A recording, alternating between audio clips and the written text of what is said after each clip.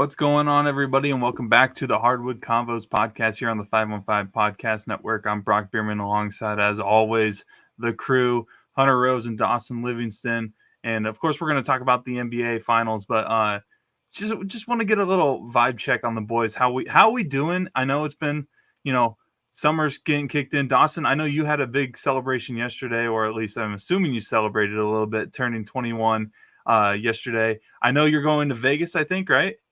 Yep. What time do you guys leave for Vegas? We leave Thursday at noon, I think. So we will be in Vegas for Game 1 of the Finals. Dude, so that's gonna be electric. That'll be electric to see out there. Do you guys have any specific plans that you guys got going on for that? We have a day we're going to the pool, and then maybe a day we're going to the Sphere to do a tour of that. But other than that, I think it's pretty much open. Definitely have to send me some photos of the sports books out there. I think I bet you those scenes are probably amazing, especially during a championship round of any kind of sporting league. Hunter, how are we doing over in Nebraska?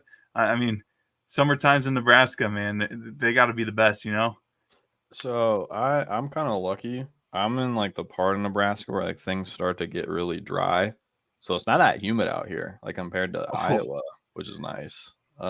You're so lucky. Today it got humid towards the end of I was working a state co-ed tennis meet, and it was fine for the most part, but then the sun came out and instantly humidity, everything hit, and it got super hot.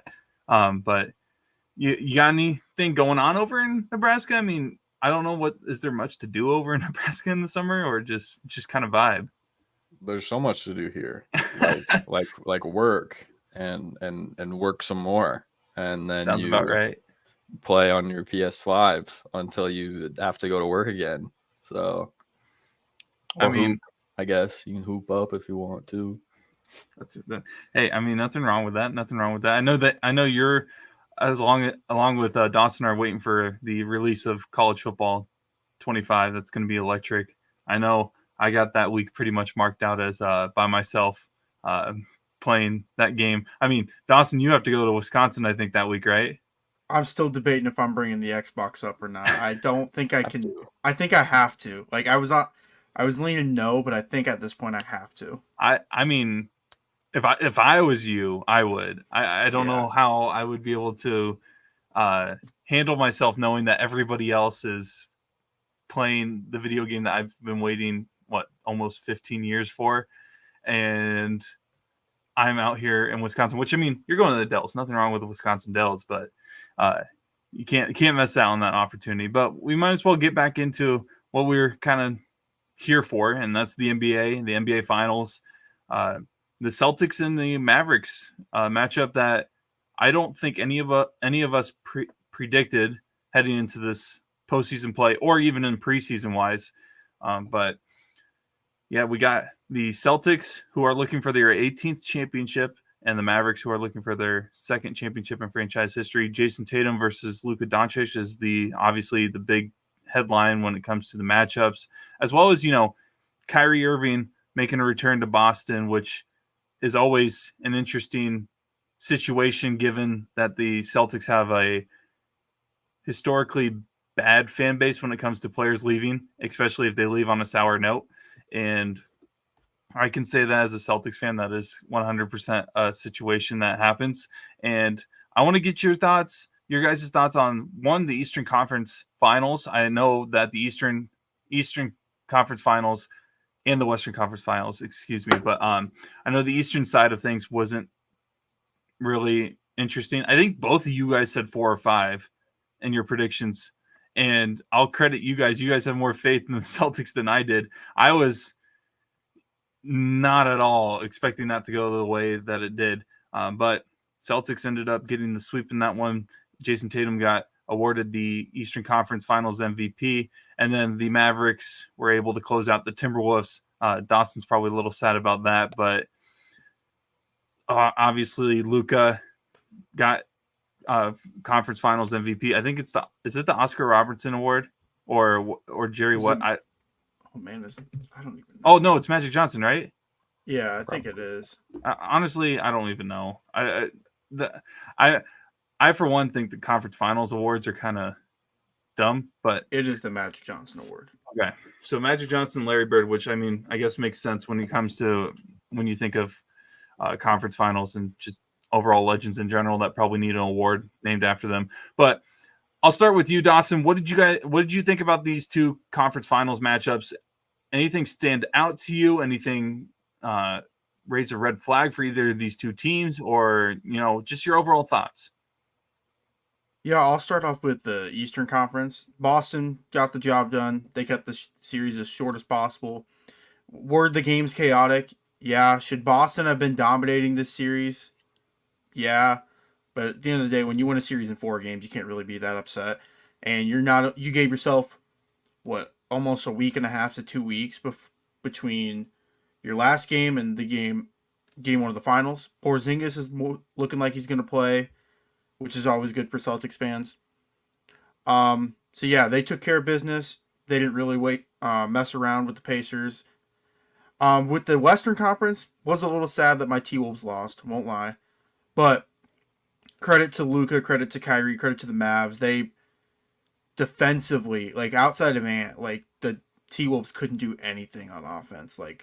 Credit to PJ Washington and all the guys they brought in at the trade deadline. Those guys made huge strides this season, and it's really the main reason why they're in this position in the finals. Hunter, what you got? Well, our halfway predicted in the Eastern Conference that Tyrese Halliburton would in fact get injured and that the Celtics would in fact sweep. The thing I missed was the Celtics did not have anybody get injured. So, of course, it was a sweep at that point. But yeah, I think as a whole, I mean, that's not necessarily a unique take. I think it's one that is a fair take. I don't think it necessarily, the part where you get into fairness is if it discredits it or not. The Eastern Conference just overall has been a fairly weak in the playoffs this year, just with the amount of people that have been hurt. And ironically, as Tyrese said, the healthiest team wins. Funny to mention, coming from the Indiana Pacer about teams being injured. But yeah, in the West, though, I mean, yeah, it was a solid game. I know that was something that all of us were excited about, regardless of the outcome. Just think it was going to be an exciting series and ended up being an exciting series. And so I think, I think overall it was a fun one. And I think just as a whole, the West in general has been pretty fun to watch. So excited heading into this. Excited to see hopefully Luka hoist up a trophy at the end of it. Not super excited about Jason Kidd having a trophy personally. But it's neither here nor there. I'll take a Luka trophy. So just wait until Coach Bud leads the Suns into the NBA Finals next year. That'll be something. I mean, as a Celtics fan, the Eastern Conference Finals, and you guys will have to. I need you guys' opinions on this. I'm still a little worried because the fact that all those games were close, even with some of the injuries that the Pacers faced. Pacers could have easily been up 3-1. I'm pretty sure when you look at all the games, there was only really one game where the Celtics absolutely dominated, and that was game 2. And I mean, heading into this matchup, who are you more confident in, the Mavericks or the Celtics? Because if I'm being honest, I think I'm going with the Mavericks because, one, I do think rest is great, but having too long of a rest, especially in the flow of the playoffs, can be a double-edged sword, really, because you're getting rest, but the other team that's coming in is on a roll and they're playing their best form of basketball, and I feel like that's what Dallas is doing right now. But who do you guys feel like has the upper hand heading into this matchup? I like Dallas right now just because they're the stretch of teams that they've had to play in the playoffs. I feel like they're more prepared for the finals than say Boston. First round, you got a tough series against the Clippers. I know I always make fun of the Clippers are going to clip, but at full peak, which they had for a game and a half, they're a tough team to beat. Then you face the number 1 seed in OKC, and they handle their business in 6. And then we all were super high on Timberwolves. I mean, I was super high on the Timberwolves. Just beat the defending champs, and they throttled them in 5 games, especially that game 5, where it just was a flashback of game 7. against the Suns a couple years ago, where the home team just could not get anything going, and Luka's just absolutely cooking that defense. So I would probably have to say Dallas, but I wouldn't like say that Boston's like in trouble, to say the least, especially with Porzingis coming back. Yep. Yeah, I was gonna say having like a player like Porzingis being like on the come up back, I think always adds, like, even if it is a long rest, I agree. And I think even with the Mavs playing confidently, like to be able to be like, oh yeah, we have like our, our unicorn literally coming back into action after missing an entire postseason. That definitely is going to add a bit to a confidence boost, regardless of how prior games have gone. Which also another shout out there. We got Kyrie returning obviously to Boston, and then we have Porzingis returning to Dallas. It'll be a wild time, and then both teams escaped the sin and failure that is Grant Williams. So they have that in common too. But I think, even that being said, I gotta go with my Mavs having confidence. I mean, in my opinion, Luka has now placed himself as best basketball player in the entire world at this point. I feel like that's something that should maybe be agreed upon. Not necessarily here. I don't really. I care about our opinions here, but I think I know you guys know ball, so I don't get too upset when you guys have other opinions. I get more upset when I got people on Twitter who do not have half of a brain wanting to talk about these things. Personally, I think we've seen that.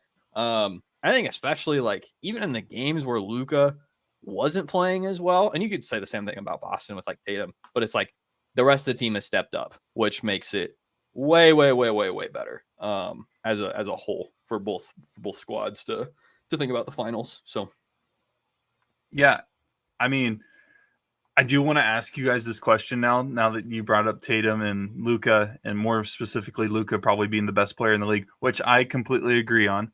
I think it was first, got to take this question with a grain of salt, because the show that I'm about to mention, they do it for clicks, they do it for views. You probably know what show I'm referring to.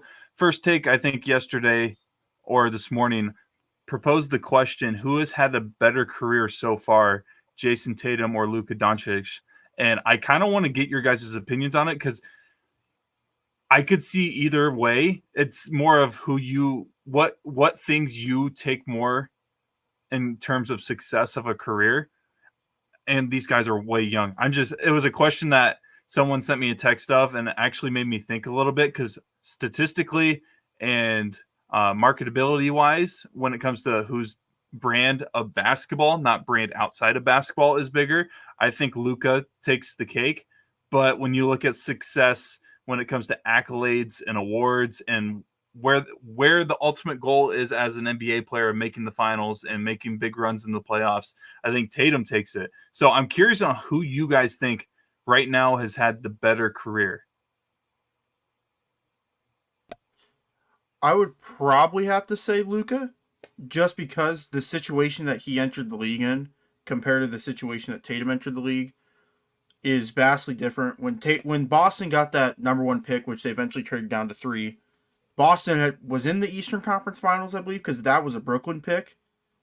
So he was already going into a ready-made team that was going to help him thrive, where Luka didn't necessarily come into the best situation. And correct me if I'm wrong, I think Luka's got 5 first-team All-NBAs or 4 first-team All-NBAs.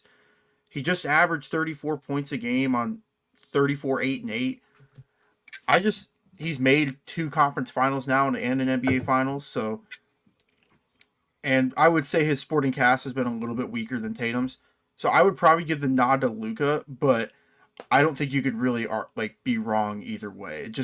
What preference do you have of if you value what situation they were in the league, or if you value their teammates around them? yeah, as I'm looking at all the list of accolades on each side, because they're both. I mean, there's always the joke that Jason Tatum's only 19 years old, but he is a 5-time All-Star, 4-time All-NBA, All-Rookie Team, Eastern Conference Finals MVP 2021, 2022, and then the All-Star Game MVP, which we all know is a very big deal in any sport. That shouldn't even be an accolade. I'm sorry, but probably not. especially did he break the record for most points in that game? I think so. And they were just kind of letting him do it by then. No, Brock, they play defense. Stop that.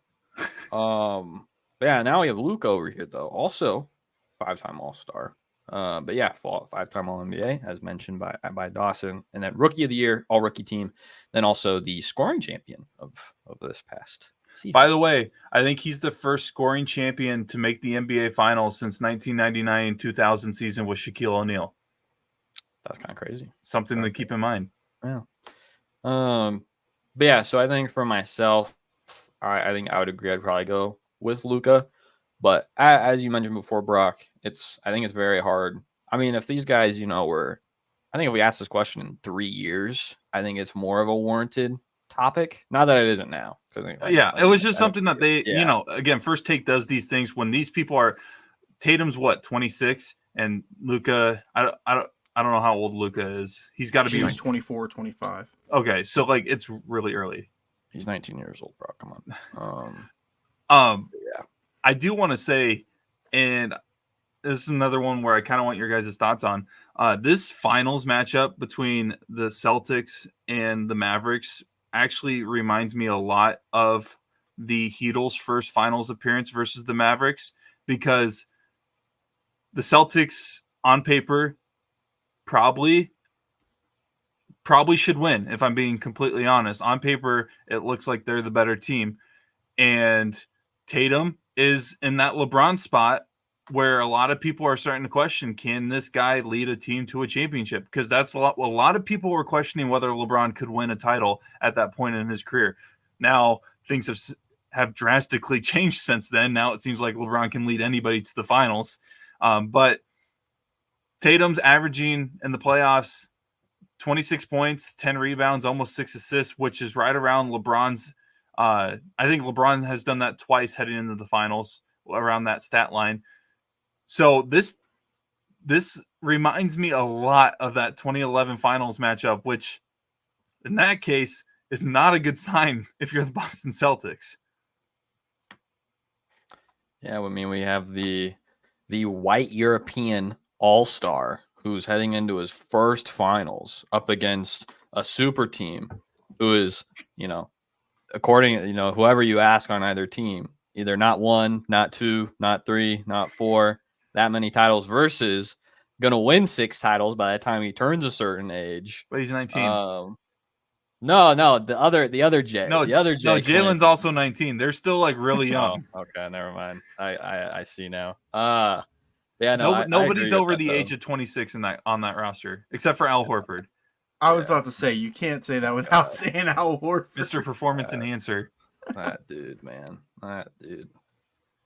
The day he stops playing basketball. But yeah. But no, I like that comparison though. I think it makes it interesting. Obviously every finals is always unique and there's but I think it is always fun. And I mean, I can't remember if there really was much last year that many people were comparing past finals to, but even in years prior, especially the 2 years before then, you had, the next, the Kobe disciple. That was kind of the big thing in the moment. I think that ruined his run. I agree. I think that really hurt his run. But yeah, I think it's kind of, I think it is always fun to be all right, what's this kind of remind us of? Yeah. Well, isn't it the first time since the 70s, early 80s where we've had 6 straight years of 6 straight different finals matchups? Yeah. What are your guys' thoughts on that? Of course, this year everybody's considering if the Celtics win, it'll be one of the easiest runs to the NBA Finals, one of the easiest runs to an NBA championship. And I get the argument for that. But at the same time, you still have to win the games, in my personal opinion. I'm someone that firmly believes that the Lakers deserve that championship in 2020. I don't. Of course, you can always put it the bubble championship, but they won it. They did. The Raptors, they did exactly what they were supposed to do, and that is win 4 games in the NBA Finals. Did KD tear his Achilles? Yeah. Did the Warriors literally show their age that they were starting to break down a little bit? Yeah. But that's just kind of the deal that you're dealt. And I mean, the Nuggets, I know Hunter doesn't really like talking about the Nuggets. They went up against a big mismatch, in my personal opinion, with the Heat.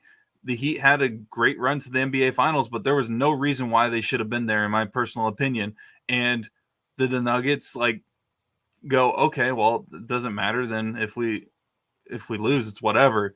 No, they needed to win because, you don't know how many times you're going to make it to the finals. Because I remember a lot of people talking last year after the Nuggets won it that the Nuggets are going to be a team for the next couple of years that are going to be competing for finals appearances. And no offense, after this playoff run, I don't know if they're going to ever make it again. So what are your guys' thoughts on the fact that we've had so much parity in the NBA? And that's what I think it's more towards versus everybody's getting – there's an asterisk by this year or the asterisk by this year.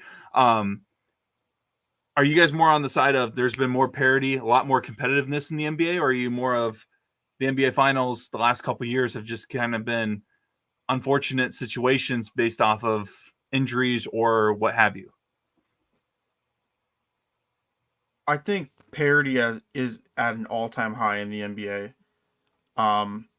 Especially with all the player movement that goes on within the league. Like, compared to even 10 years ago, there was not nearly as much player movement as there is. Like, especially superstars.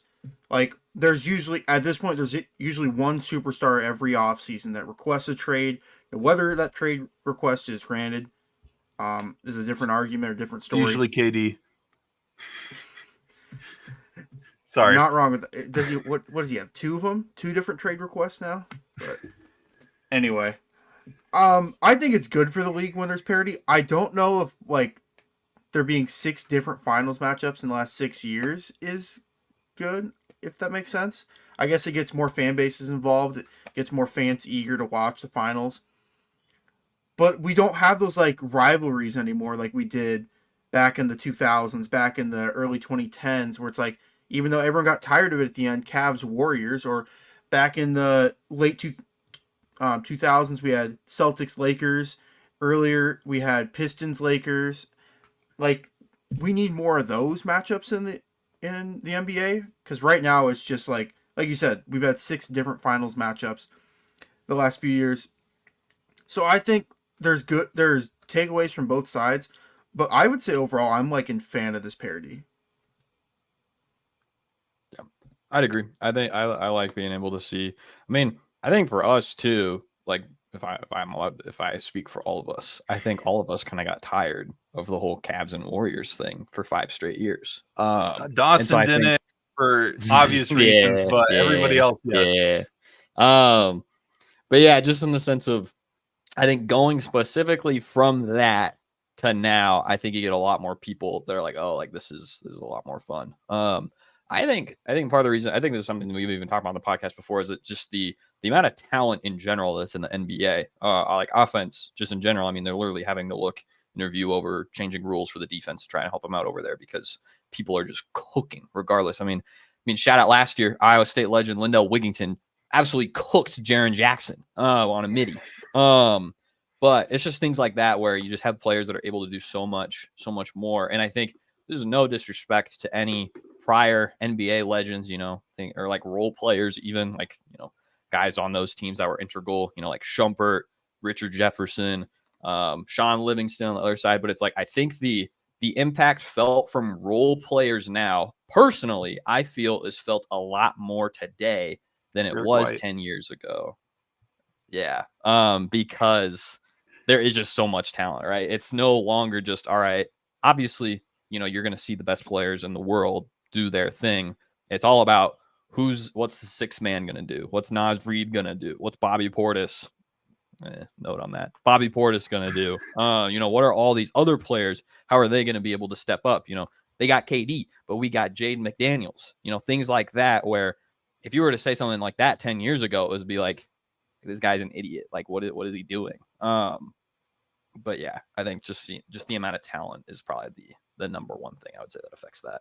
Yeah, Cody Martin versus Jason Tatum being a legit matchup nightmare is something that 10 years ago would have been unheard of. LeBron, when he was on the Heat, unless he went up against another All-Star, he was getting his. That's just what it was. And now it's Oh, Except for JJ Barea. Dallas Mavericks legend. JJ Barea absolutely cooked the Heat. That's the exception. That 2011 Mavericks team is one of the weirdest. Like you look at the players on the roster, you're like, okay, it makes sense. But then you look at their age when they did that against the Heatles, nonetheless. Dude, what's even crazier is you can look at the teams that Dallas beat in that playoff run before they beat Miami. They beat like the Spurs in like 5 or 6. They beat the Lakers, who had just won the title the year before. And then I think they beat the Thunder as well in the conference finals. Like, they went on an insane run. And then to beat the Heat in 6, I mean... That's one of the more impressive, if not... I think it's easily top 5 NBA championship runs of all time. Dirk's 1 ring beats Kevin Durant's 2 rings. I mean, I'm not going to disagree. I'm not going to disagree. Did you guys see the thing about Paul George wanting his number retired by the Indiana Pacers today? He said that he wants it retired by both the Clippers and the Pacers. First of all, you have to do something with the Clippers to really get your opportunity to get your number retired. And then he's like, I might be the first person ever to get booed when I get my jersey retired. And I'm like, then Indiana will not retire your jersey if they know that you're going to get booed when you show up. Do you guys think that he's warranted getting his jersey retired with them? I think on the Clippers side, if they put it up there, they have to put Pandemic P on the back instead of George. I think they should just have a big photo of him bricking that corner 3 where it hit the side of the backboard in the bubble. Yeah. I think that's pretty. I think that's pretty atrocious. In general, I think there's a conversation just in general to be had about I think there's probably across at least the NFL and the NBA. I feel like getting the Hall of Fame is easier than ever before. Especially the basketball one, because it's called the Basketball Hall of Fame. So they look at everything versus just the NBA. I think the NBA really needs to make their own. Yeah, but yeah, I don't even think of other teams that have retired numbers. It's it has to mean something. It actually not if you want to say this player didn't have these they didn't want a title and they got their number retired. Fine, whatever. You don't just look at that. You have to look at what they did in general. For example, if I think of someone, I think regardless he'll make it. Giannis Antetokounmpo, right? He will get his number retired. He's done a lot. But the number one thing though that isn't in the in the books in history is that he literally saved the Bucks from being moved. The fact that he played in Milwaukee and became the star that he was kept the Milwaukee Bucks in Milwaukee. That doesn't get found in Basketball Reference when you're trying to find when I pulled up accolades. That doesn't appear. Saved Milwaukee basketball. That doesn't appear. But that will be a case as another thing to add in when someone gets their number retired. What are they going to say for Paul George? What did he do for Indiana? Oh, they almost beat the Heat. Cool, man. Okay. You're not wrong. And it was one of the worst breakups in NBA history, really. Mm-hmm. And like you said, I think jersey retirements happen too easily with certain teams. I think the Chicago Bulls, they do a Ring of Honor kind of thing instead of a jersey retirement. I could be completely wrong, but I swear there's some NBA team that has some Hall of Fame kind of thing where they display players' names, but they don't actually retire their jersey. And that's the way that I think it should be. If I'm being honest, I think just because you win a championship for a team doesn't mean if you win a championship and a finals MVP for a team, I don't even know if that is enough to get your number retired. Shaquille, I guess maybe because it was the first championship in franchise history, but Shaquille in Miami still is the weirdest thing to me, especially because I don't even think he won finals MVP. I think it was Dwayne Wade that won it. He did win, I think, league MVP that year. No, he didn't. No, because he always complains that Nash won it over him. I remember that. Yeah. So I don't even know if Shaquille O'Neal should have gotten his number retired in Miami. It was such a short stint. Miami has Michael Jordan's number retired, and it says Jordan in the rafters. It's so weird. That is so weird, and that's a Pat Riley thing. I think Dallas has number 23 retired as well. That's so weird. That's the Celtics. Obviously, they're a team that has retired a lot of jerseys. I think those might be a little more warranted, but at the same time, like they need to change the thing where it's not retiring the number, it's just putting your name in the rafters kind of thing.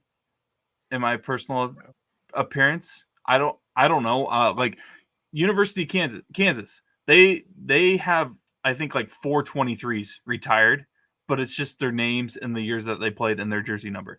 That's what it should be, because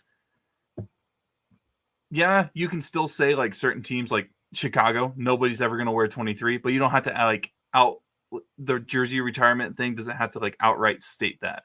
So like, let's say the Celtics, for an example, they retired KG's number. I'm not against another person wearing number 5 in the future, especially because the Celtics have little to no wiggle room with certain numbers anymore because they have nothing to offer.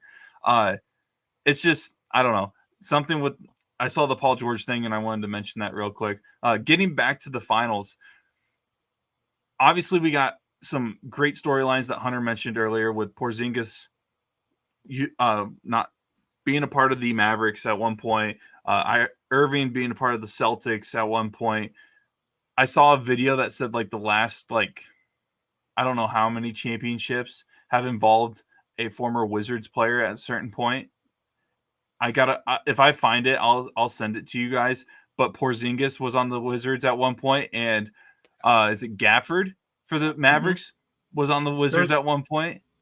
So I saw that same thing, and it's guaranteed to happen where a former Washington Wizard wins the title this year, because someone on Porzingis, yep, was on Washington, and then Gafford obviously on Dallas. Who else is on? There's one more on Dallas that.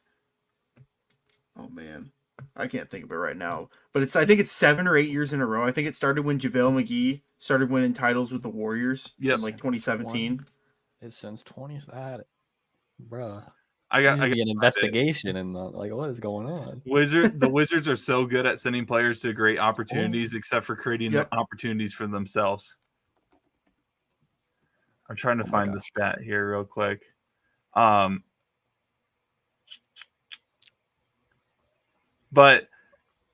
I guess what kind as I'm looking up the stat, I was talking about Porzingis, Irving. We should get in. Oh, Hunter, did you find it? I mean, I just what's the stat? So it's since 2017. So the Warriors. So apparently Sean Livingston was on the Warriors. I didn't remember that one. But yeah, then McGee, then Swaggy P, who also at some point played for the Warriors and then the Wizards. The Raptors had Jody Meeks, also a Laker legend. Let's see. I can't find it. Oh, wait, that's 2018, 2019. Yep, 2020. They had Dwight Howard and McGee, as well as Markieff Morris. This one baffles me. I didn't realize this. Bobby Portis was a Wizard for 28 games. I just remember it was a Bullen and Nick. Yep. That is insane. And then, then last year, Otto Porter, and then GP and Otto Chris Porter. Fiosa. You mean Wilt Chamberlain Jr.? Yes. And then KCP, everybody talks about Anthony Edwards looking like Michael Jordan. I refuse to deny that Otto Porter is literally the second coming of Wilt Chamberlain. The dude looks exactly like him. It does. That's crazy. That was an interesting stat that I saw with the Wizards being associated with the NBA Finals, which shout out the Wizards for being even close to being associated with the NBA Finals. I mean, good Lord. But what matchups are you guys looking forward to when it comes to this NBA Finals matchup between the Celtics and the Mavericks? I'm looking to see who Boston throws at Luka. Like, are they going to... I would assume it's going to be a combination of Jaylen Brown and Jason Tatum. And then, who are they going to put on Kyrie? Is it going to be Drew? Is it going to be Derek White? Are they going to put Drew on Luka? I wouldn't think they would, but who knows what you got to try a bunch of different matchups at Luka, because, I mean, like Hunter said, he's arguably the best player in the world right now. He's really hard to stop. You're not going to stop him. You can only hope you can slow him down. So I think the key is for Boston is just throwing a lot of different defenders, a lot of different looks at him, and maybe he just gets frustrated and maybe slows him down. And then for Dallas, I really who's going to guard Tatum? I mean, that 3 spot for Dallas is kind of a weakness. I mean, no offense to Derek Jones. I mean, he's been playing well. PJ Washington's been playing well at the 4, but I'm really curious who's going to guard Tatum in this series. Yeah, I think that's a tough one because I mean, PJ's defense is better than I thought it was. It's still not great. It's not probably going to stop Tatum too much. But has it been confirmed at all, like Derek Lively's status? Like, does anybody know about that yet? From the sounds of it, he's going to be playing.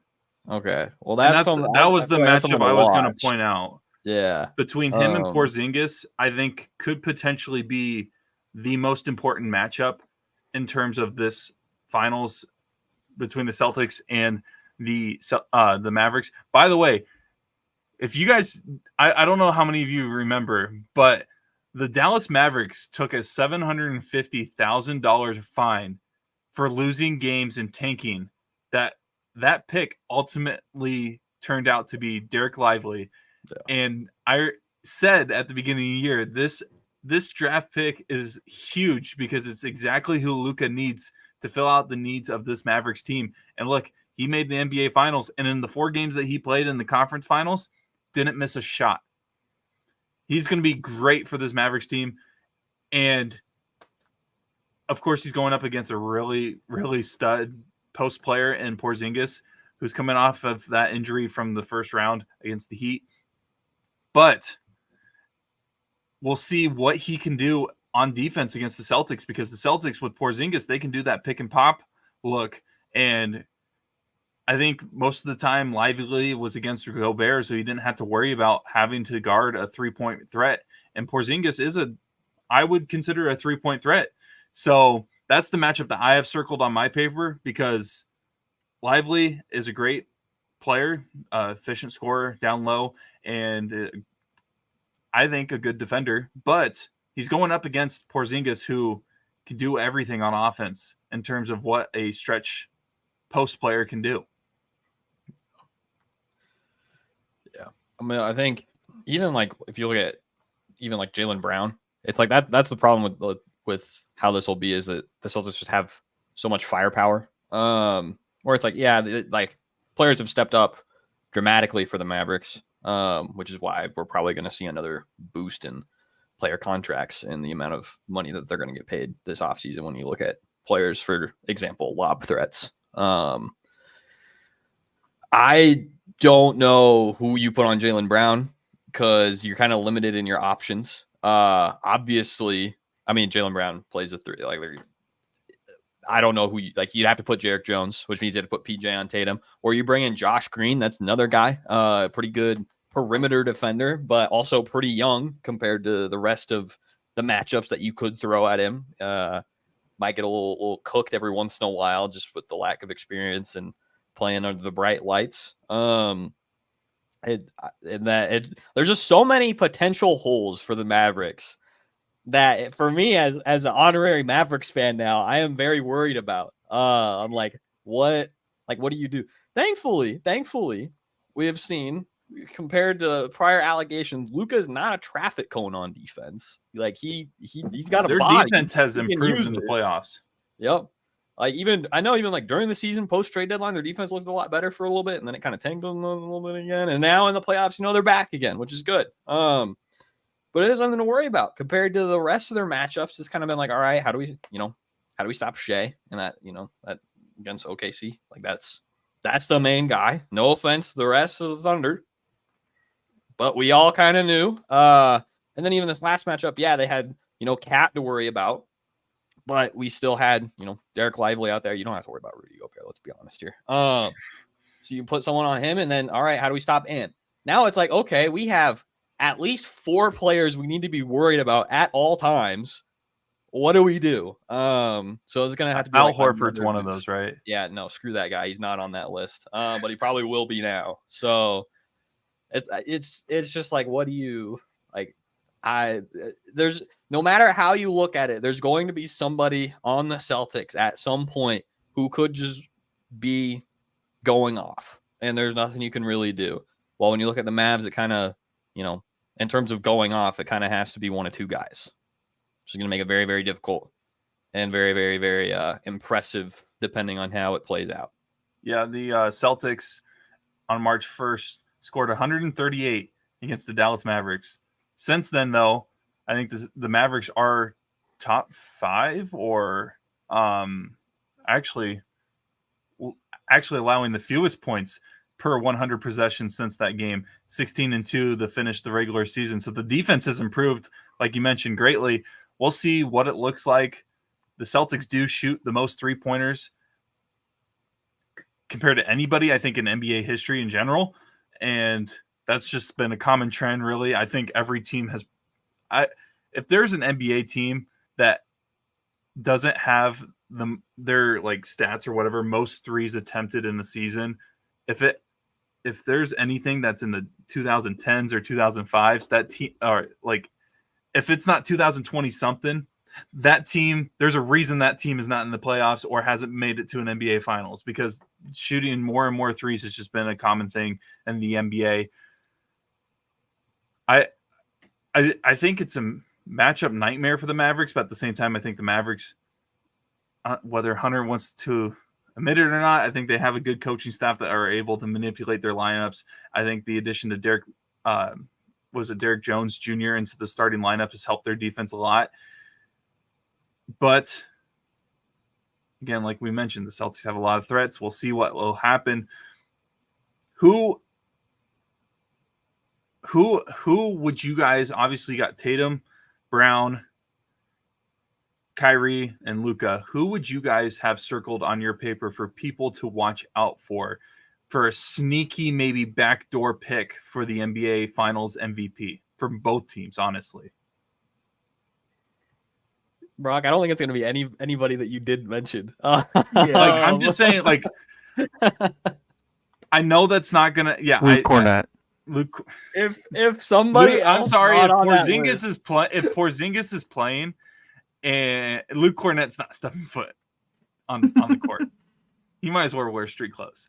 No, but I guess Finals MVP is a big thing to say. Who would be someone that you guys would have as a X factor for either team pulling off this championship run? I mean, I think it's kind of the name we already mentioned, and as you've mentioned a lot, Brock, probably Derek Lively. I think the biggest thing, this was something that hasn't been seen for a little bit. When Derek Lively's not on the floor, or at least not in the rotation, you know what that does put in rotation? Dwight Powell. No offense to Dwight Powell. He should be in an NBA rotation in the NBA playoffs. That's unacceptable. The loss that the Dallas Mavericks took, Derek Lively didn't play. Yeah. So I think that's part of it. If I were to name somebody else, though, because I don't want to steal your guy, Brock. Who's my guy? Derek Lively. Oh, Derek. So, yeah, go ahead. He hasn't gotten a lot of playing time. I honestly don't know if this will change at all, because this is similar reasons as because someone I mentioned for the 76ers was Buddy Hield. Buddy Hield ended up just not being in the rotation. Are you going Tim Hardaway? I would love to see a Tim Hardaway resurgence. I think that's one of those players that just like you have no reason to like actually like. I love Tim Hardaway. He's fun to watch. He's fun to watch. Like there was a point when when we had that whole like Mavericks and Clippers showdown like over the past few years in the playoffs. Whenever I would watch those games, Tim Hardaway would like be cooking. Like somehow, some way, he'd be cooking. He's got the chance to do a KCP kind of thing that KCP did with the Nuggets last year. Yeah. Like I think the thing that's probably going to hurt him not playing is his defense isn't as good. I mean, he literally has a viral clip where he called a ref safe rather than playing defense when he's on the Knicks. And I think that probably just summarizes his defensive intensity in general. This is the playoff, so probably up there a bit more. But I think like if he played in all the attention, obviously PJ Washington's probably going to be the third best scorer regardless. Potentially Derek Lively, depending on how many lobs they can get up for him. Same with Gafford. But it's like if there is someone who would need to step up, especially from outside for the Mavericks, I feel like it would need to be Tim Hardaway. That or Josh Green, but I don't know. Saying Josh Green is the X factor just doesn't like. I love Josh. That's another guy I agree. like a lot, agree. but I don't see him being as much of a potential threat in that way offensively. Defensively, he could be someone to watch, but offensively, probably not. Yeah, Dawson, who do you got? For Dallas, it's tough because, like you said, Derek Lively could be one. I'm going to go with Derek Jones, actually. This isn't going to be that tough for me. Because Derek Jones has had a couple games in the playoffs where he just is wide open in the corner for three, and he'll have 15, 20 points. If he can average 12 points in this series, I think I think Dallas has a really good chance of winning this series. Dallas needs all their other guys to contribute because Luka's going to get 30 plus. Kyrie's going to get 20 plus. But if the other guys are able to contribute, that's when I think Dallas has a definitive advantage. Because, in my opinion, Dallas has a better bench than Boston. I think once you go through Boston's top six, I think their bench there's a steep drop off from their top six to their next three guys. So, I think if Derek Jones is still able to keep this pace that he's been on, I really like him as a player to watch out for. For Boston, one player, we kind of joked about it all season, but playoff Drew Holiday's shooting 45% from three this year. I know he's not like taking a crazy amount of them, Hunter's shaking his head right now. I will die on a hill. I know this isn't what's being said, but there's been some things said, specifically by former Bucks player John Henson, that made my blood boil when it came to this. But I do agree, though. Not to interrupt. I do agree. And the playoffs aren't over yet, though. Playoff Drew Holiday can still make an appearance. I was going to say, if he's still able to keep this crazy, because Drew Holiday is just notoriously not a good shooter throughout his career. And whether this is just a little outlier season, playoff year-wise, so be it. I do think that number will drop down. But if he's able to shoot above 40% like he has for Boston, I think he could be the X factor for them. Yeah. I'm going, obviously, Derek Lively. You mentioned Jones for the Mavericks. And correct me if I sound completely dumb on this, but like his defense is actually pretty good. You have the opportunity to have him play different position, but when I say this, it might make sense. The Matthew Dellavedova role, where he's going to be put on Jaylen Brown, I think would be the better matchup because Jaylen Brown, scoring-wise, has been the guy for the Celtics this playoffs run. If you can make him force him left, because, yes, it's still an issue, Derek Jones could be that guy that can really, really cause havoc against Jaylen Brown. And when Jaylen Brown gets in his head, sometimes he's not worth putting on the court, at least in the last couple playoff runs. If he's ice cold, he's not going to hit anything. So Derek Jones has the opportunity to be that Matthew Dellavedova kind of guy where he's just scrappy and gonna tick off some players and really frustrate them. Because when Matthew did that to Steph Curry and the Warriors, look what happened. Cavs were able to come back. Obviously, they were led by one of the greatest finals runs in NBA history by one man known as LeBron James, but he also had some help with, those role players. And then you look at the Celtics, obviously you got names like Derek White. A lot of people are probably going to choose Derek White. If there were to be someone out of the top four that would win or have some miracle run of finals MVP, I think Derek White and Porzingis would be the two that everybody would mention, just because Derek White can go off for 30 for 3 straight games for some reason and then go off for 2 the next game. That's just how he is. But that's just how his role is with that team as well, where he can be someone that needs to put up 20 and he's also someone that needs to just put up 10. But as long as he gets like 2 steals or a couple blocks on the defensive end, the team's fine. Someone that I would keep an eye out for is Peyton Pritchard. I know that may sound crazy, but certain games in the playoffs this year, he actually has been a huge part in the Celtics winning. I look at the Miami series a lot with some of the offensive rebounds that he was able to pick up against Miami. I'm interested to see how he would do against Kyrie with Kyrie's handles. We all know that Kyrie has arguably one of the best handles in NBA history. At the same time, if the Mavericks put in Tim Hardaway, I'm putting in Sam Hauser if I'm the Celtics. Just let those two shoot 10 threes in one quarter, and after that, you don't have to play them the rest of the game. That's what I would do if I'm the Celtics or the Mavericks. Luke Cornett, if he steps foot on the court, it's going to be because of foul issues. I don't think he's going to be used that much. Maybe you can use him a little more because Derek Lively is that traditional post where he doesn't have to stretch the floor, or he doesn't really stretch the floor as much. So maybe Luke is a good asset for the Celtics because, Porzingis is coming off of that injury. Al Horford is 50. So you can't rely on those two playing both 35 plus minutes a game. But I actually do believe, I know, Dawson, you mentioned that the Mavericks bench may be a little deeper. I personally don't believe that.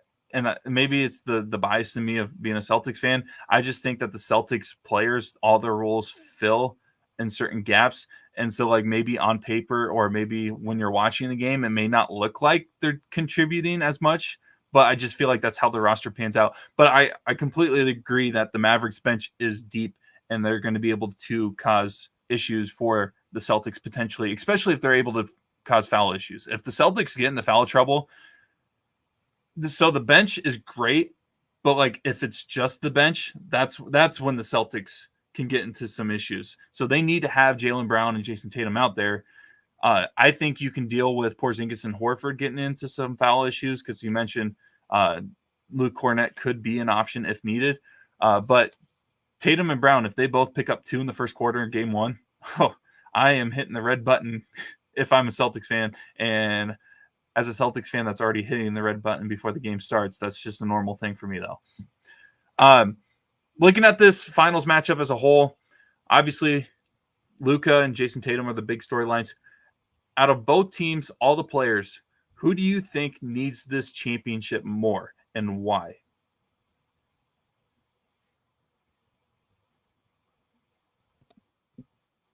Oh boy, this is tough.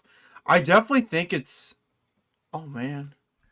Because honestly, I don't think it's Luka or Jason. And this is more specifically of Hunter talking about how easy it is to make the Hall of Fame. I think a certain player needs a title to make the Hall of Fame. And you guys probably know who I'm talking about. For me, I would say Kyrie. And I don't know if that's what you guys were going to say. But I just feel if Kyrie gets 2 chips, then he's up there for discussion for. Is he underappreciated? Okay. We'll get back to the is Kyrie underappreciated conversation. Continue. I'm sorry because I feel like that's a big conversation that we could potentially have. No, I'll stem off that a little bit. I mean, ever since that 2017 finals, Kyrie hasn't had any success in the playoffs. So we're looking at 7 years up until this point. 2018, he's hurt, doesn't play in that series. 2019, they get smoked by the Bucks, I think in 5 in round 1 or 2. 2020 sits out because he didn't want to play in the bubble. 2021, doesn't he get hurt against Milwaukee in game 1 or 2? Isn't able to play the rest of the series. 2022 get swept. 23 don't even make the playoffs because they're tanking at the end of the year. I think if Kyrie wins this chip, I think that shows a new maturity with him, and he's up there for me as one of the better point guards we've ever seen. Because 2 rings validates an NBA career, in my opinion. 1 ring can be fluky sometimes. Certain get lucky breaks going your way, but if you win 2 rings on 2 different teams, I think that means you're legitimately one of the greatest players we've seen. I'm not saying he's a top 5 point guard of all time. I'm not saying he's a top 3 point guard, but I think he's in that top 10 argument if he wins the second title. I think something I agree, especially for the Mavericks in general. I agree with that. I think the one thing that is going to haunt Kyrie, or not necessarily haunt Kyrie. That man is a free man. He's living his life. But the one thing that I think will haunt like his legacy is that he was never a number one option on a team that could win it all, ever. I think if he wins the Finals MVP, though, if he wins the Finals MVP, that's another story. That could alter that. But even story. then, like he's still not. No one thinks he's the number one option. Like we've had series where it's random, like some role player will get a 2015. Does anyone agree that Andre Iguodala was the best player on that Warriors team? No. Okay. I still don't know how that happened. If I'm being completely honest. Exactly. Max Kellerman loved it. Yeah. Martian's got the death beam pointed. I don't think I'd take Iguodala over Curry, but there's like random finals runs where it's like, how did so-and-so... Oh, man. Correct me if I'm wrong. There's a Celtics chip in the 80s where Bird, McHale, or Parrish it's like Cedric Maxwell wins Finals MVP. I gotta look up the year. Let me look. I think it's like 83, 81 or 82. So I don't think anyone would really change their opinion on Kyrie's number one, even if he wins the Finals MVP. 81. I mean, would anyone change their opinion on Jaylen Brown if the Celtics win and would Jaylen Brown be the number one option? I guess that's a little bit closer than Luka and Kyrie, but I would still think Tatum's the number one option. Yeah, I don't know if it would change the number one option, but I think it validates the bag that Boston gave him if they won a championship this year. Mm-hmm. I didn't even really think about Kyrie's legacy if they win. As you guys have noticed throughout this season, I have, as well as Kyrie, I have done a lot of growing up when it comes to my thoughts on Kyrie Irving. Hunter, would you say that Kyrie was probably my least favorite player for the last 5 years or so, even when he was on Boston? Yeah. Since then, I have realized that the dude has grown up as well, and he has matured since coming to Dallas. I think Dallas was the best situation for him, and I did not believe that starting out. I thought that was a weird trade, and originally they did not do well. Obviously, we talked about them tanking towards the end of the year. So going into this season, I thought I was going to hate Kyrie per usual because I thought he was going to ruin another team. I thought Luka Doncic was actually going to request a trade after this season because the season was going to be a complete failure and Luka was going to be done because of dealing with Kyrie. Little did I know that Kyrie is a different person than I originally thought. And that's on me and my Celtics bias for not realizing that he's actually a guy that cares about his teammates and his team. And he's talked about his situation when he last played in Boston when he was with the Brooklyn Nets. I think that whole Brooklyn situation was a toxic environment for not only him, but all the players involved. And he's the one that's benefited the most since leaving. And him winning will validate everything that he's been trying to do this year and prove that he is still an elite point guard. He's a guy that can play a game of basketball and not have to worry about outside off the court situations to ruin his legacy.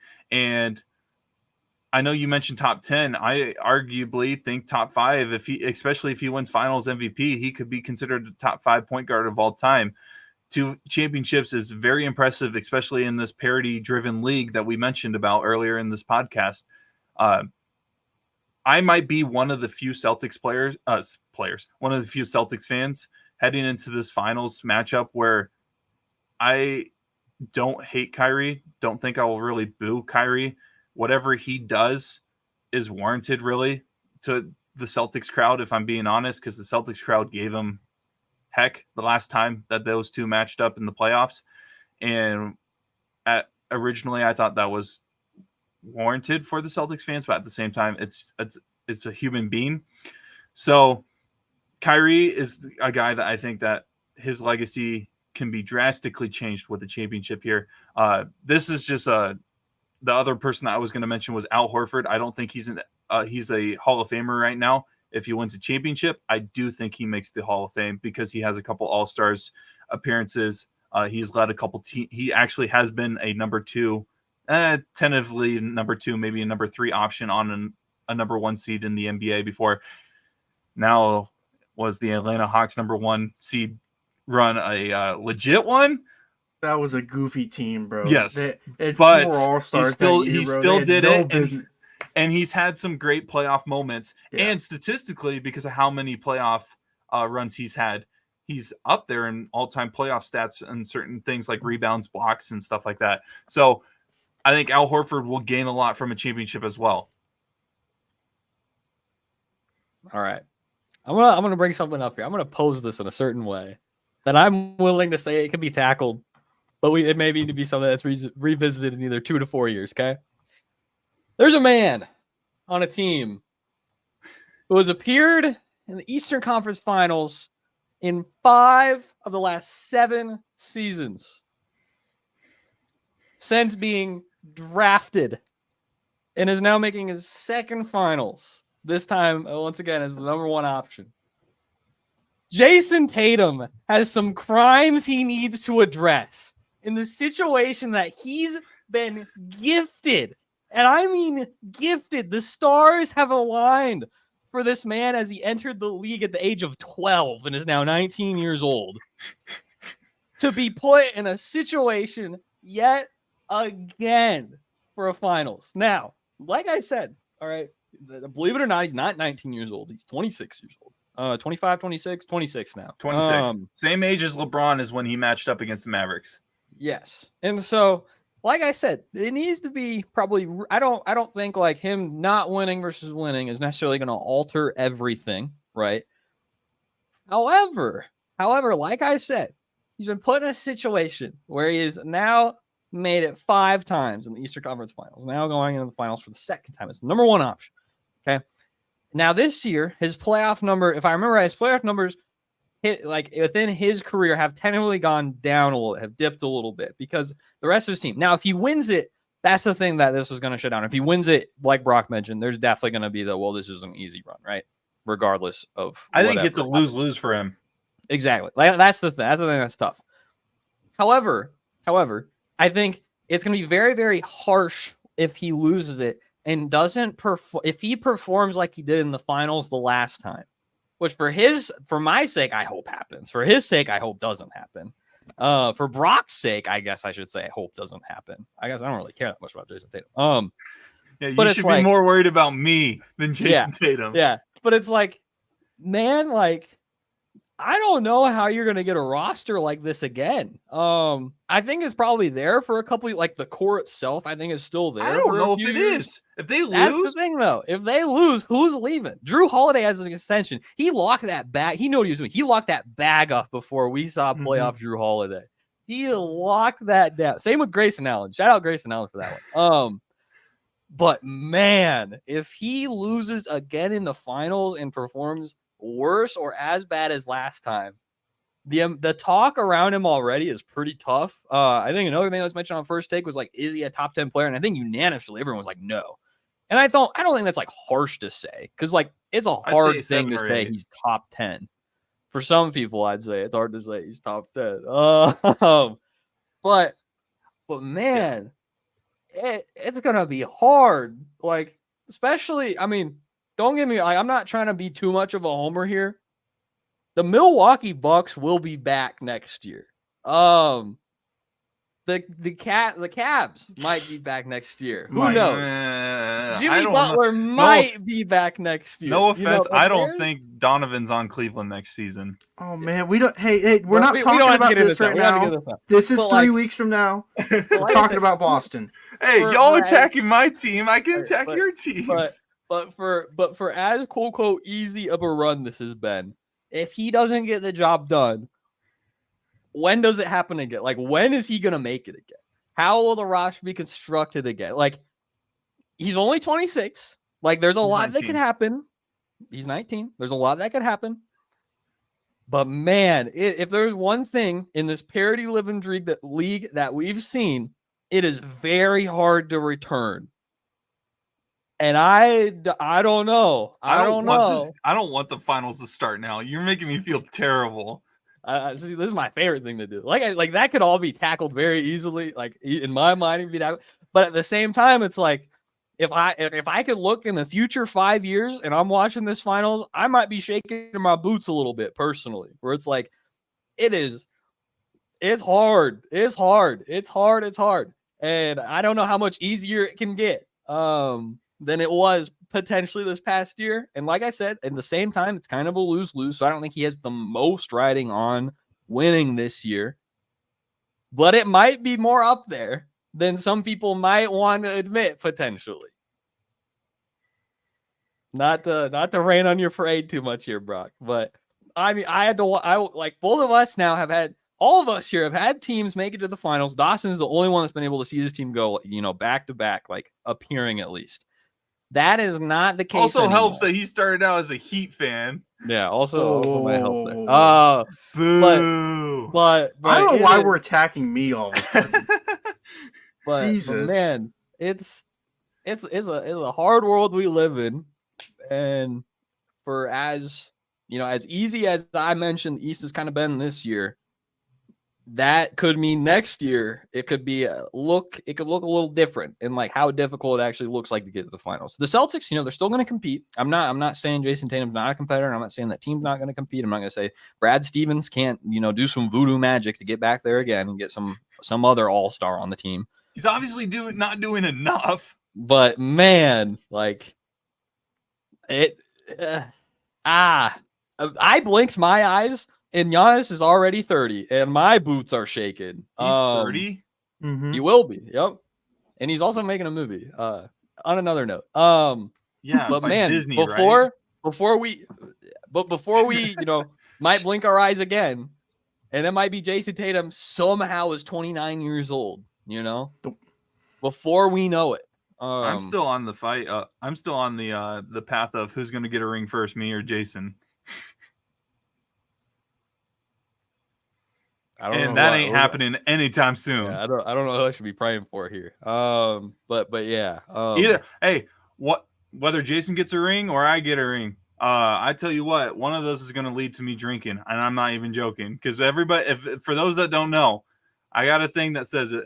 I have not had an alcoholic beverage in my life, maybe except for church. Can't tell you what my church offers. I'm not gonna lie, but if the Celtics win the championship or I get married, that would be the first time I ever have an alcoholic beverage. And we're close to one of them, but we've been close to one of them before. And actually, we've been close 5 of the last 7 years, if we're being completely honest. And here we are still sitting here being the only one. And it's one of those things where it's like, I've said that so many times that like, if I don't fulfill that, I can't like that's wrong, man. So no, I got a handle of Crown that I got at a family Christmas Eve event. I stole it from one of Dawson and myself's family members, and it retired it. And I don't know why I did that, because I don't drink. So it's been sitting there for 3 or 4 years. And we'll see if we get to break it out or not. That poor bottle's not going to be drank, is it? Celtics aren't going to win this year, Brock. I'm sorry. Reminder. We'll see. I'm still waiting for my shirts to come in that says, if you ever find someone that loves you as much as the Celtics love breaking my heart, and then on the back that says, put a ring on the MFer. But enough about me. Let's get back into the finals matchup. I mean, we've pretty much talked about a little bit of everything. Finals predictions. Who's winning? How many games? Who's walking away with finals MVP? Go ahead. Dawson go first, because I think both. I think Brock and I. Yeah. So, as someone who picked Minnesota to win the chip last time we had an episode, clearly wrong. I'm big enough man to accept that. It is going to be a great series. I will say this: if Dallas wins, it would be the 3rd biggest underdog to win the finals. The only other two are the 2019 Raptors and the 2004 Pistons. Thanks for making me feel better. So, I think it's going to be a great series, but I think in the end, there's going to be one man that carries his team to a title. And Brock, I'm sorry, that man is not Jason Tatum. Give me Luka Doncic. Mavs in no 6, way baby. you just brought that Mavs in jersey out. 6. Ain't no way. Yep. Ain't no way. Yep. I didn't even know that you had a Luka jersey. Didn't either until I looked in my closet the other day. Oh my god. Ain't no way. Destiny arrives all the same. So Anyway. Dallas in 6. Dallas in 6.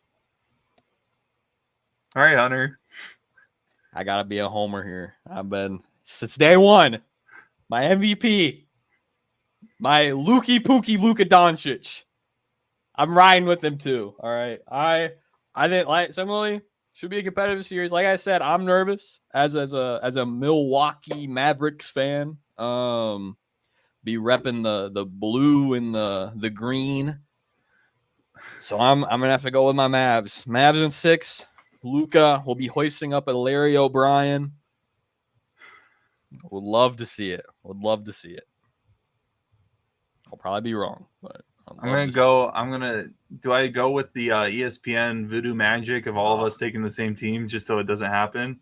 That'd be some pretty sick behavior from you, personally. I don't think I would roast you. I don't care. You're a Celtics fan. You have to pick your team. I'm going Iguodala. Sorry. No. Celtics in 7. I mean, I think Tatum will win MVP. If the Celtics win, Tatum will win finals. They will give it to him unless someone puts up 40 a game. Are you sure? Because didn't Brown win the Larry Bird Award? The conference finals but like MVP? no one put up 40. He was the only one that put up like really over 30 in any of those games. Dude, I don't know if Dallas puts a lot of their attention on Tatum. I mean, I think JB could be an easy bet for finals MVP. See, I'm someone that thinks if you stop JB, you have a better chance of winning than Jason Tatum.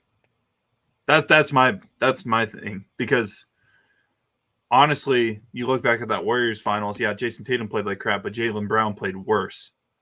And as long as Al Horford doesn't put up like 8 threes in the fourth quarter in game 1 like he did against the Warriors, the Mavericks have a chance. Yeah.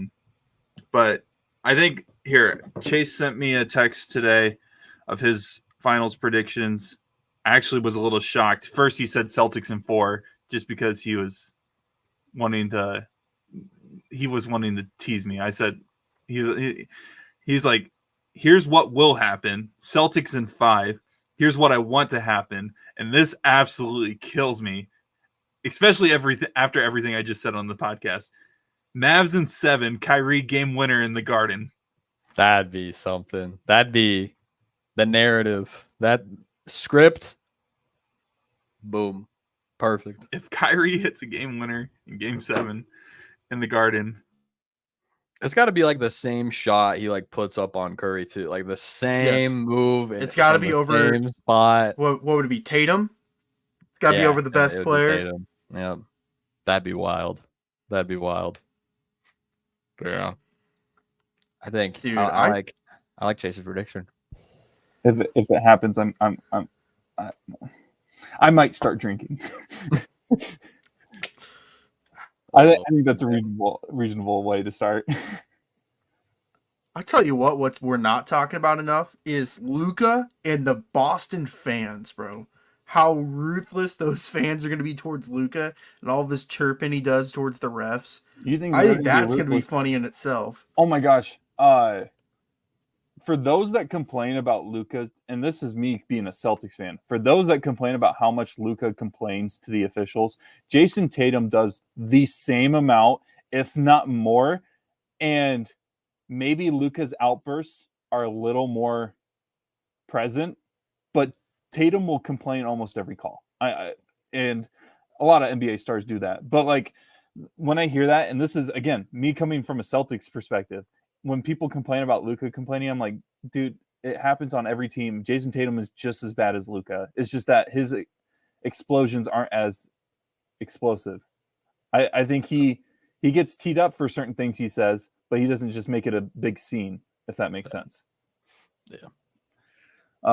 But yeah, so you guys both have Mavs in 6, Luka picking up the Finals MVP. Chase has Celtics in 5. I don't know who his Finals MVP is. I would assume he has It'd probably be Tatum. Yep. That would be my assumption. Shoot, is my mic cutting out? No? Okay. My weird setup thing. I have a short in one of my wires, and like my monitors are glitching a little bit, but as long as my mic's working, we're good. But I got Celtics in 7. Hopefully it's not Mavs in 7 with a Kyrie game winner, but well, probably maybe let's see what the schedule is. Thursday, Saturday, right? Sunday, right? Or Thursday, Sunday? Mm-hmm. Maybe I gotta ask you, Brock, what would hurt more? Mavs sweeping the Celtics in 4? That won't happen. Or the Mavs in 7 with the Kyrie buzzer beater? Kyrie buzzer beater. Again, I love Kyrie, but love is a strong word. I like Kyrie more than I used to. I appreciate Kyrie for what he's done with the Dallas Mavericks, but like it's one of those things where it's like he still wasn't my favorite Celtic.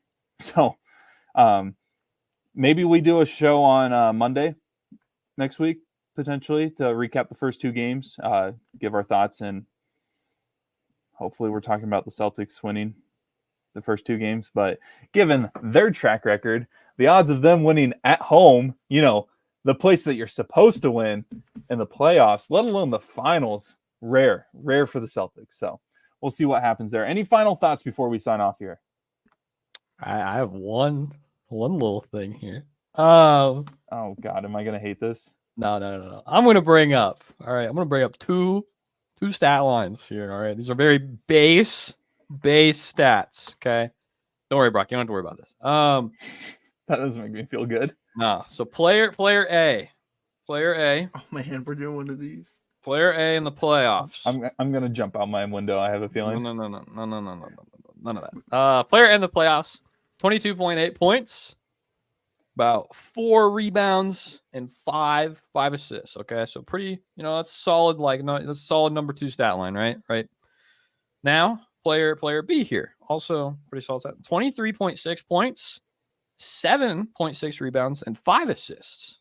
All right, for the playoffs. All right. Can you go through that again? Player 1 was player A averaged 22.8 points, 3.9 rebounds, and 5.2 assists. Player B, and these are playoff stats, 23.6 points, 7.6 rebounds, and 5.1 assists. All right. Can we get some, I'm not expecting anything unless you just have stat lines memorized and ingrained in your mind. I know who one of them is. We'll say playoffs in the past 3 years.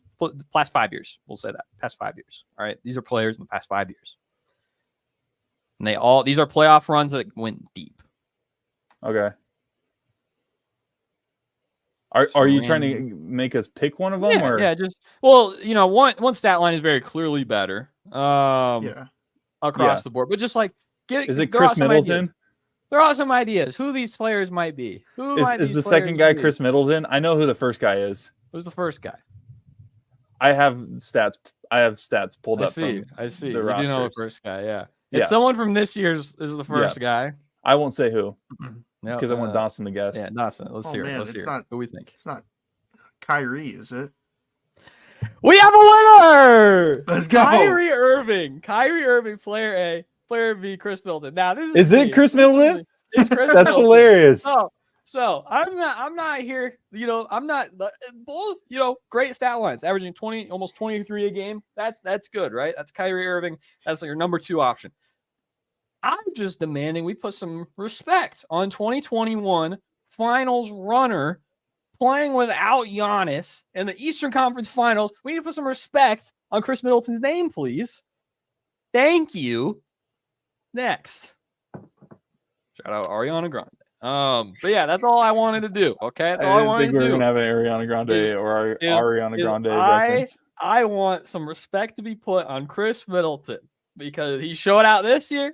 He showed out when the Bucks won the title, and I'm all for giving Kyrie Irving his flowers, his love. But let's respect a man who Michael Jordan looked up to.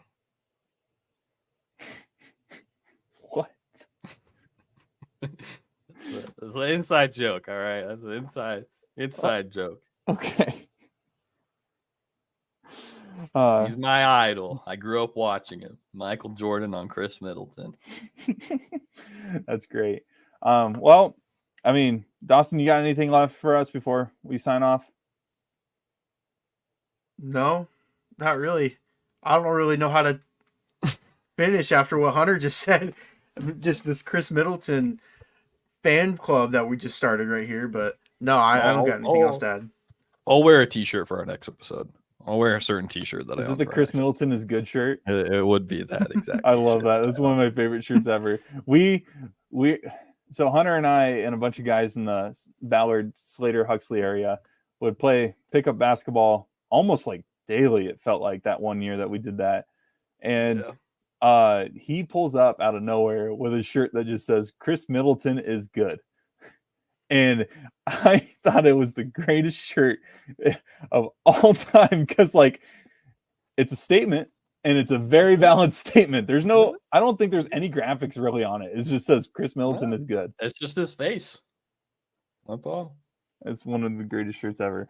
By the way, Hunter cooked in those sessions that he was wearing those shirts. So I don't know if that's coincidence or not. But we'll sign off for this week. Thank you to Hunter and Dawson for joining the pod as well, as always. Hopefully next Monday we can get Chase back on. If that happens, the Celtics better be up, because if the Celtics are down in the series 0-2 and we're going on a show where Chase is going to hop on, I do not feel good whatsoever. But for everybody listening, thank you for tuning in. Make sure to like, subscribe, and follow on all of our platforms: X, Instagram, Facebook, YouTube, and wherever you get your podcasts. I haven't been able to upload the last couple podcasts on our podcast feed because, I'm trying to do the heart hands. Yeah. There we go. It's close enough. Haven't been able to upload the last couple podcasts. One, because it's a crazy schedule, and two, my laptop got it was overflowed with files. I had to. It was apparently Macs. When they get older, apps get updates every year for certain projects, like Adobe products specifically. And it seems like every update, they add another gigabyte.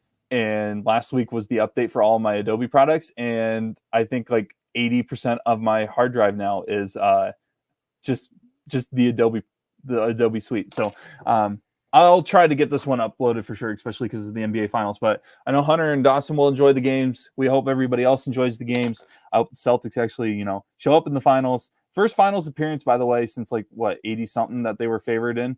It's been a while since they've been favored heading into a postseason. A finals appearance. But at the same time,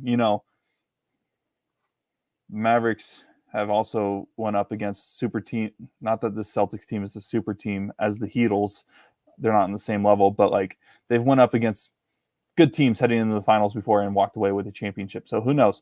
But yeah, thanks for everybody for tuning in. We'll be back next week to recap hopefully games 1 and 2. And as always, make sure to like, subscribe, and follow us wherever you guys get your podcasts or social media platforms. And we'll be back next week.